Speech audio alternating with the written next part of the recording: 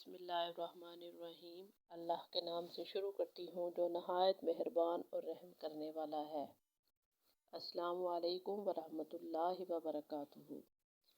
जिस घर के दरवाज़े रिश्तेदारों के लिए बंद हो, हदीस मुबारका में है कि जिस घर के दरवाज़े रिश्तेदारों के लिए बंद और जिस घर के रात देर तक जागने और सुबह देर से उठने का रवाज हो जाए तो वहाँ रिज़्क़ की तंगी और बेबरकती की को कोई नहीं रोक सकता। सही और मुस्लिम से है हदीस मुबारका कि जो लोग अपने रिश्तेदारों के लिए अपने घरों के दरवाज़े बंद कर देते हैं, उनके दरवाज़े तंग हो जाते हैं, तो अल्लाह ताला को तो वैसे भी वो इंसान पसंद नहीं जो रिश्तेदारों के साथ नाराज़गी की वजह से उनके लिए दरवाज़े बंद कर देते हैं, उनसे बोल चाल ख़त्म कर देते हैं। जो इंसान 3 दिन तक नहीं बोलता वो मुसलमान ही नहीं रहता।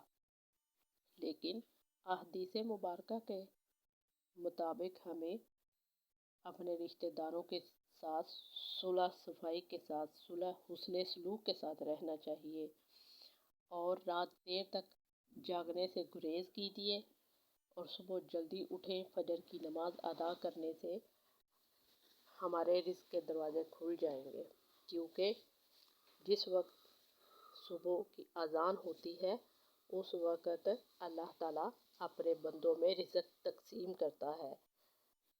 तो अगर हम सोए रहे तो हमारे लिए फिर हम शिकवा करें कि अल्लाह हमारी सुनता नहीं, हमारे लिए रिज़्क़ के दरवाज़े बंद हैं, अल्लाह हमें रिज़्क़ नहीं देता, तो ये बात गलत है। क्योंकि हमारे कासे ही उल्टे रखे हों सुबह को तो फिर अल्लाह से शिकवा नहीं, हम अपने नसीब को रोना नहीं, बल्कि ख़ुद सुबह सवेरे उठिए, नमाज अदा कीजिए और अल्लाह से दुआएं कीजिए। रिज़्क़ की तंगी बेबरकती दूर हो जाएगी। और रिश्तेदारों से हुस्न सलूक कीजिए, उनके लिए दरवाज़े बंद मत कीजिए, क्योंकि हम लोग उम्मते मोहम्मदी हैं। हमारे आका की शान तो ये थी कि उनको तो लोग पत्थर मारते थे, फिर भी हमारे आका का हुस्न सलूक इस तरह का था कि आप नाराज़ नहीं होते थे।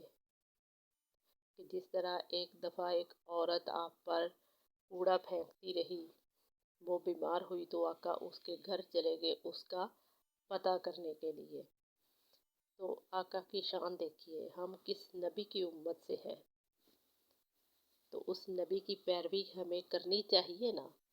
लिहाजा रिश्तेदारों से कतई ताल्लुक़ मत कीजिए। वमा अलैना इल्लल बलागुल मुबीन।